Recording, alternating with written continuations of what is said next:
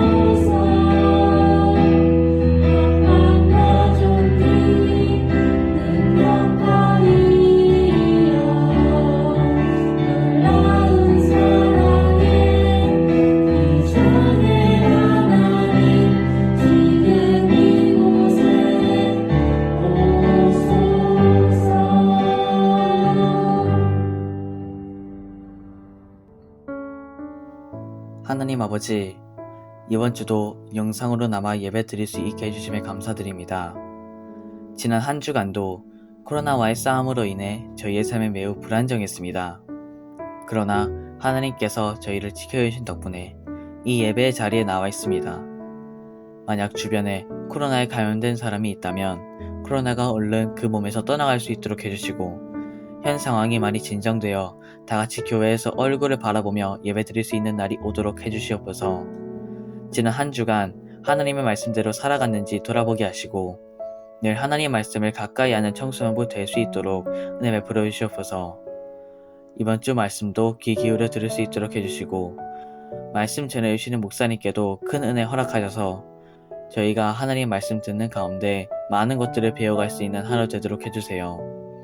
그 배운 말씀이 이번 한 주간의 삶의 동력원이 되고 말씀을 통해 하나님을 늘 경외하는 삶을 살도록 해주시옵소서. 이제 시험 기간이 다가옵니다. 다들 시험 기간 동안 할 수 있는 최선을 다하도록 해주시고 좋은 성과 거둘 수 있도록 해주시옵소서. 청소년부 모두가 하나님을 진정으로 사모하기를 바라며 이 모든 말씀 예수님 이름으로 간절히 기도드립니다. 아멘.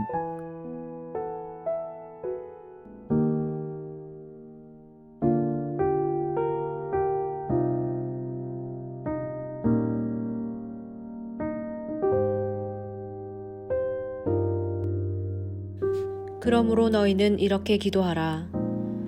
하늘에 계신 우리 아버지여, 이름이 거룩히 여김을 받으시오며 나라가 임하시오며 뜻이 하늘에서 이루어진 것 같이 땅에서도 이루어지이다.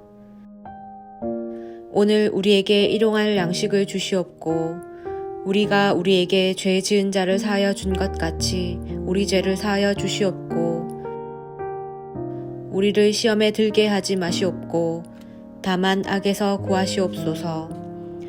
나라와 권세와 영광이 아버지께 영원히 있사옵나이다. 아멘.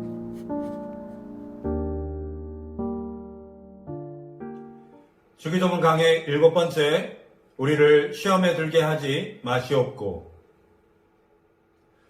주일 예배 나오신 여러분, 주님의 이름으로 환영하고 축복합니다.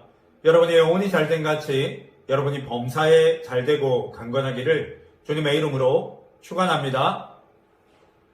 평소에 우리는 전쟁이라는 표현을 자주 사용하는데요. 입시전쟁 혹은 지역전쟁과 같은 그런 표현뿐만 아니라 생존전쟁, 무역전쟁과 같은 단어도 뉴스에서 접하는 경우가 종종 있습니다. 우리가 살아가는 세상은 치열한 경쟁이 벌어지는 전쟁터와 같지요. 이런 세상을 살아가는 성도는 이 시험과 유혹에 노출되어 살아가기 때문에 하나님의 도우심과 보호하심이 특별히 필요합니다.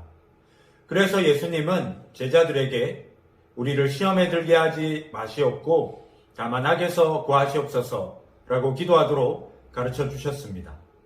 그렇다면 여기서 말하는 시험과 악은 무엇인지 살펴보도록 하겠습니다. 시험이라는 말은 크게 두 가지 의미를 가지고 있는데요. 이 첫 번째는 평가의 의미를 가지고 있습니다. 실력이 어느 정도인지 평가하기 위해서 우리가 입학시험도 보고 입사시험도 보지요. 새로 산 차의 성능을 평가해보기 위해서 시험 운전을 하기도 합니다. 하나님은 이 우리의 믿음을 평가하기 위해서 시험을 주십니다. 창세기 22장 1절을 보면 그 일 후에 하나님이 아브라함을 시험하시려고 그를 부르시되 아브라함아 하시니 그가 이르되 내가 여기 있나이다 라고 말씀합니다. 하나님이 아브라함에게 아들 이삭을 제물로 바치라고 하신 것은 아브라함의 믿음을 평가하기 위한 것이었습니다. 요한복음 6장 5절에서 6절을 보면 예수께서 눈을 들어 큰 무리가 자기에게로 오는 것을 보시고 빌립에게 이르시되 우리가 어디서 떡을 사서 이 사람들을 먹이겠느냐 하시니 이렇게 말씀하심은 친히 어떻게 하실지를 아시고 빌립을 시험하고자 하심이라 라고 말씀합니다. 예수님은 제자 빌립의 믿음을 평가하기 위해 이 빌립에게 어떻게 하면 이 광야에 있던 많은 사람을 먹일 수 있을지 물어보셨던 것입니다. 하나님이 우리를 평가하시는 이유는 이 평가받는 사람이 자신의 수준과 상태를 깨닫도록 해주시기 위해서입니다. 자신의 믿음이 어느 정도 수준인지 알게 해주시는 것이지요. 학교에서 시험을 보는 것은 학교에서 배우는 교과 과정을 잘 따라가고 있는지 이 시험을 통해 평가하고 또 부족한 부분을 발견하는데 그 목적이 있습니다. 하나님이 우리를 평가하시는 것은 부족한 부분을 발견하고 그 부분을 하나님께 맡기고 도우심을 구하라는 것이죠. 돈에 약한 사람에게는 돈 문제를 맡기라고 하십니다. 명예에 약한 사람에게는 명예의 문제를 맡기라고 하십니다. 이성에 약한 사람에게는 이성의 문제를 맡기라고 하시죠. 자신의 믿음이 어느 정도 수준인지를 알면 무엇을 조심하고 어떤 부분을 주님께 맡겨야 하는지 알 수 있습니다. 두 번째는 유혹의 의미를 지니고 있습니다. 유혹은 이 죄를 짓도록 이끄는 힘을 말하는데요. 죄를 짓도록 사람의 마음을 유혹하고 이끄는 힘을 뜻합니다. 유혹은 특별히 어떤 모양이나 형태를 가지고 있지는 않습니다. 그래서 세상의 모든 것이 우리를 유혹하는 시험거리로 사용될 수가 있지요. 돈은 생계를 유지하기 위해 꼭 필요하지만 돈의 마음을 빼앗기게 되면 사람을 걸려 넘어지게 만드는 유혹거리가 될 수 있습니다. 스마트폰은 생활에 편리함을 주는 도구이지만 이 스마트폰의 마음을 빼앗기면 자신이 해야 할 일을 등한시하게 되기도 하고 하나님으로부터 그 마음이 멀어지게 만드는 도구가 될 수도 있지요. 사람들을 섬기기 위해서 책임 있는 자리에 오르는 것은 좋은 일이지만 권력의 마음을 빼앗기게 되면 부정한 방법을 사용해서라도 자리를 얻으려는 유혹에 빠지게 됩니다. 예수님은 제자들에게 우리를 시험에 들게 하지 마시옵고 라고 기도하도록 가르쳐 주셨습니다. 그렇다면 이 시험에 든다는 것은 무슨 뜻일까요? 먼저 이 문제에 대한 답을 찾으려면 시험에 드는 것과 시험을 받는 것이 다르다는 것을 알아야 합니다. 우리가 육신을 가지고 이 땅을 사는 한 우리는 시험을 받을 수밖에 없습니다. 우리는 태어날 때부터 죄인으로 태어났기 때문에 이 죄를 짓는 시험을 받을 수밖에 없지요.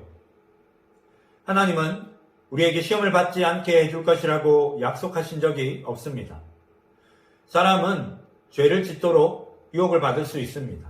그러나 시험에 들지 않을 수는 있지요.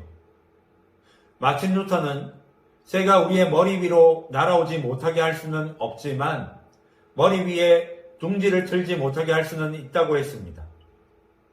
죄를 짓도록 시험 받을 수는 있지만 시험을 받는다고 모두 죄를 짓는 것은 아니라는 것이죠. 왜냐하면 주님께서 이 유혹을 뿌리칠 수 있는 힘을 주시기 때문입니다. 시험에 드는 것과 죄를 짓는 것도 다르다는 것을 알아야 합니다. 사람은 시험에 들 수는 있지만 하나님은 그때마다 우리에게 피할 길을 예비해 주신다고 하셨습니다. 고린도전서 10장 13절을 보면 사람이 감당할 시험 밖에는 너희가 당한 것이 없나니 오직 하나님은 미쁘사 너희가 감당하지 못할 시험 당함을 허락하지 아니하시고 시험 당할 즈음에 또한 피할 길을 내사 너희로 능히 감당하게 하시느니라 라고 말씀합니다. 시험에 들어도 죄를 짓지 않을 수 있도록 피할 길을 내주신다고 하셨습니다. 요셉은 이 보디발의 아내로부터 동침하자는 유혹을 계속해서 받았습니다. 혈기왕성한 청년에게는 피하기 어려운 유혹이었지요. 그런데 요셉은 유혹받는 자리에서 도망쳤습니다. 시험에 들었지만 죄를 짓지는 않았던 것이죠. 사람의 눈은 속일 수 있지만 하나님께서 모든 것을 보고 계신다는 사실을 알고 있었기 때문입니다. 요셉은 자신이 하나님의 눈동자 앞에 살아가고 있다고 믿었지요. 하나님은 유혹의 의미로서 우리를 시험하지는 않으십니다. 그렇다면 누가 죄를 짓도록 유혹하는 것일까요? 우리가 죄를 짓도록 유혹하는 것은 크게 세 가지를 꼽을 수 있습니다. 첫 번째는 우리의 몸입니다. 우리는 태어날 때부터 죄인으로 태어났기 때문에 늘 죄의 유혹을 받지요. 우리의 마음이 이 죄로 물들어 있기 때문에 그 속에서 더러운 것이 나와 사람을 넘어지게 만드는 것입니다. 두 번째는 세상입니다. 여기서 말하는 세상은 세상의 가치관이나 유행을 이야기하는데요. 세상이 말하는 것과 보여주는 것은 우리가 하나님으로부터 멀어지도록 계속해서 유혹하지요. 하나님이 이스라엘 백성들에게 이 가나안 족속을 멸하도록 하셨던 것도 이 가나안 사람들의 우상 숭배 문화가 이스라엘 백성들에게 시험거리가 될 것을 아셨기 때문입니다. 세 번째는 사탄입니다. 성경에 악에서 구하시옵소서라는 표현을 보면 이 각주가 달려 있는데요. 악을 악한 자로 바꿔 쓸 수 있다고 합니다. 여기서 말하는 악한 자가 바로 사탄 혹은 마귀라고 불리는 존재지요. 그러니까 악에서 구하시옵소서라는 기도는 악한 자로부터 보호해 주시도록 기도하는 것입니다. 사탄은 원래 하나님의 천사로 창조되었지만 죄를 짓고 타락하면서 하늘나라에서 쫓겨났습니다. 하나님에게는 비교도 되지 않는 존재지만 범죄한 인간에 대해서는 큰 권세와 능력을 가지고 왕처럼 군림하지요. 이 사탄의 가장 큰 특징은 속이는 것입니다. 사탄은 거짓말에 아주 능숙한 존재인데요. 거짓말로 인간을 속여서 타락하게 만든 것도 바로 사탄입니다. 에덴 동산에 있던 하와에게 뱀의 모습을 한 사탄이 찾아와 유혹하죠. 창세기 3장 1절을 보면 뱀은 여호와 하나님이 지으신 들짐승 중에 가장 강교하니라. 뱀이 여자에게 물어 이르되 하나님이 참으로 너희에게 동산 모든 나무의 열매를 먹지 말라 하시더냐. 그러자 하와가 동산 중앙에 있는 나무의 열매는 하나님의 말씀에 너희는 먹지도 말고 만지지도 말라. 너희가 죽을까 하노라 하셨다고 대답합니다. 그러자 뱀이 여자에게 이르되 너희가 결코 죽지 아니하리라. 너희가 그것을 먹는 날에는 너희 눈이 밝아져 하나님과 같이 되어 선악을 알 줄 하나님이 아심이니라 라고 말씀합니다. 사탄은 인간을 속여 죄를 짓게 만들고 하나님과 우리의 관계를 깨뜨렸습니다. 죄가 들어오면서 땀 흘려 일하지 않으면 살 수 없는 인생이 되었고 하와는 해산의 고통을 겪어야 했습니다. 무엇보다 이 죄로 인해서 우리의 신분이 하나님의 자녀에서 죄의 종로로 타는 인생으로 바뀌게 되었지요. 그래서 예수님이 이 땅에 사람의 옷을 입고 오신 것입니다. 예수님은 이 십자가에서 우리의 죄를 대신해 죽으심으로 죄의 값을 모두 치르셨고 부활을 통해서 죽음을 정복하셨습니다. 사탄은 죄와 죽음으로 우리를 다스렸지만 예수님의 죽음과 부활로 죄를 용서받고 죽음을 극복할 수 있는 길이 열린 것이죠. 그렇다고 죄와 죽음이 완전히 사라졌다는 것은 아닙니다. 하나님의 나라는 이미와 아직 사이에 있다고 말씀드렸습니다. 예수님이 이 땅에 오셔서 우리를 하나님의 백성 삼아 주심으로 이미 하나님의 나라가 임했지만 아직 하나님의 나라가 완성된 것은 아니라고 했습니다. 하나님의 나라는 예수님이 다시 오심으로 완성되지요. 예수님이 다시 오실 때 사탄은 영원한 불못에 들어가게 됩니다. 죄는 힘을 잃게 되고 사망은 멸망을 당하게 되지요. 그러나 예수님이 다시 오실 때까지 이 사탄은 계속해서 교회를 핍박하고 성도를 미혹할 것입니다. 그렇다면 시험에 들지 않고 사탄을 대적하기 위해 어떻게 해야 될까요? 첫째, 하나님의 전신갑주를 입어야 합니다. 에베소서 6장 12절을 보면 우리의 씨름은 혈과 육을 상대하는 것이 아니요 통치자들과 권세들과 이 어둠의 세상 주관자들과 하늘에 있는 악의 영들을 상대함이라 라고 말씀합니다. 사탄과의 싸움은 피와 살을 가진 사람과 싸우는 것이 아니라 악한 영들과의 싸움입니다.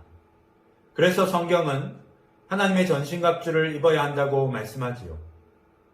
에베소서 6장 13절을 보면 그러므로 하나님의 전신갑주를 취하라.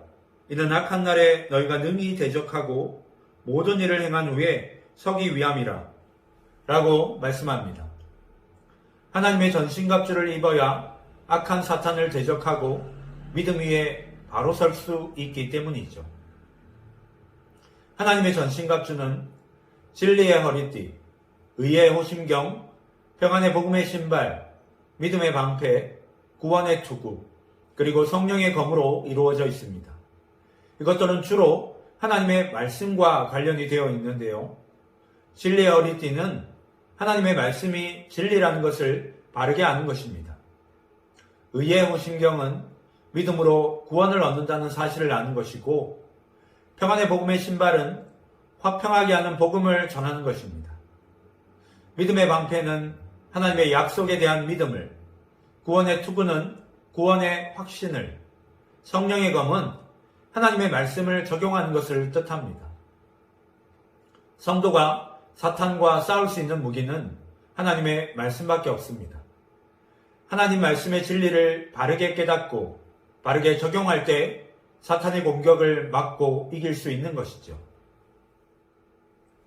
둘째, 깨어 기도해야 합니다. 에베소서 6장 18절을 보면 모든 기도와 간구를 하되 항상 성령 안에서 기도하고 이를 위하여 깨어 구하기를 항상 힘쓰며 라고 말씀합니다. 기도는 사탄과 영적 전쟁을 할 때 하나님께 도움을 요청하는 것이죠. 우리가 가지고 있는 능력으로는 이 사탄과 싸워서 이길 수 없습니다. 사탄은 우리의 연약한 부분을 잘 알고 있고 또 우리보다 강한 존재입니다. 그러므로 성도가 영적 전쟁에서 승리하기 위해서는 전능하신 하나님을 의지하는 수밖에 없지요. 1950년 6월 25일 민족의 비극인 6.25 전쟁이 일어났습니다. 당시 대한민국의 군인 3분의 1 이상이 외출 중이었습니다. 그 틈을 타서 6월 25일 새벽 4시에 북한군이 기습적으로 쳐들어왔던 것이죠. 중요한 것을 지키려면 경계검기를 철저히 해야 합니다. 영적인 생활도 마찬가지라고 할 수 있습니다. 기도는 악한 것이 우리에게 틈타지 못하도록 영적으로 깨어 지키는 것과 같습니다. 군인은 나라를 지키기 위해서 이 번갈아가며 경계 근무를 쓰지요. 군대에서는 전쟁에서 진 군인은 용서받을 수 있어도 경계에 실패한 군인은 용서받을 수 없다는 이야기가 있습니다. 그만큼 경계 근무는 적이 함부로 쳐들어오지 못하도록 막는데 중요한 역할을 합니다. 기도는 영적 전쟁을 치르는 데 있어 이 경계 근무를 서는 것과 같습니다. 기도하지 않는 것은 경계 근무를 서지 않는 것입니다. 물론 눈에 보이지 않는 싸움을 위해 기도해야 한다는 것이 비현실적으로 느껴지는 사람도 있을 것입니다. 그러나 그것은 비현실적인 것이 아니라 아직 영적으로 미숙하기 때문에 그런 것입니다. 어린아이들은요, 전쟁의 위험을 잘 모릅니다.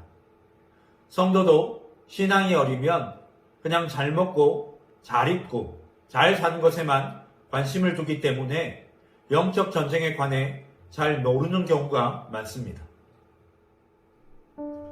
신앙생활을 하는 데 있어서 가장 중요한 것은 사탄의 유혹에 넘어지지 않고 죄짓도록 유혹하는 사탄의 공격에 맞서서 거룩함을 지키는 것이라고 할 수 있습니다. 죄의 싸움은 주님의 은혜 없이는 이길 수 없는 싸움입니다. 하나님은 우리에게 죄와 싸워서 이기도록 말씀의 전신갑주를 주셨습니다. 기도할 수 있는 은혜를 주셨습니다.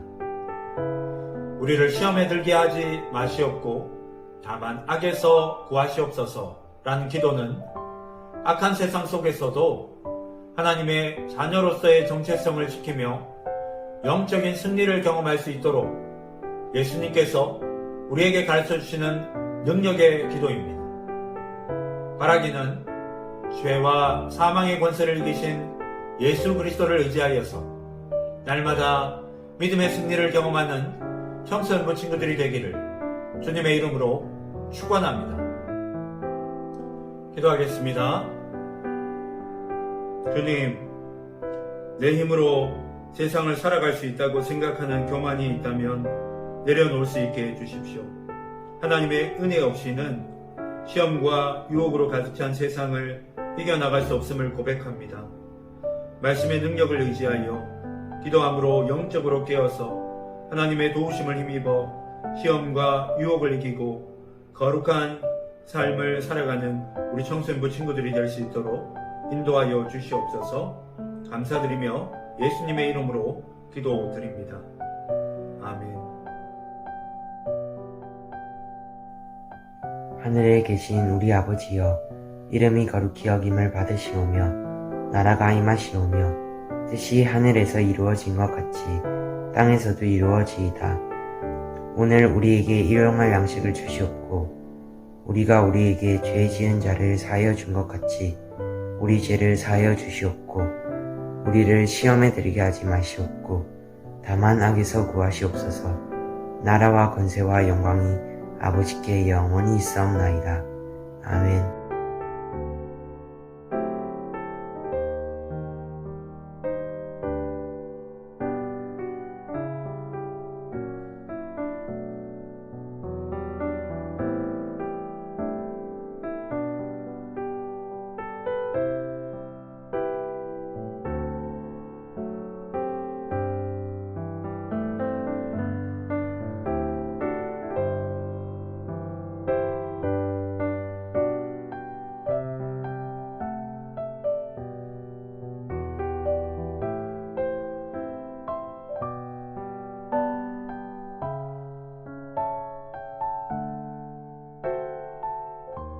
일어나 먼지를 털고 새롭게 아침을 열고 나를 숨쉬게 하는 찬양케 하는 주님께 눈을 들어 죄악된 옛사람 잊고 구원의 새 옷을 입고 나를 보내신 곳이 지금 이곳이 주님의 나라 되길 기도해. 내 삶에 주신 말씀이 주가 기뻐하는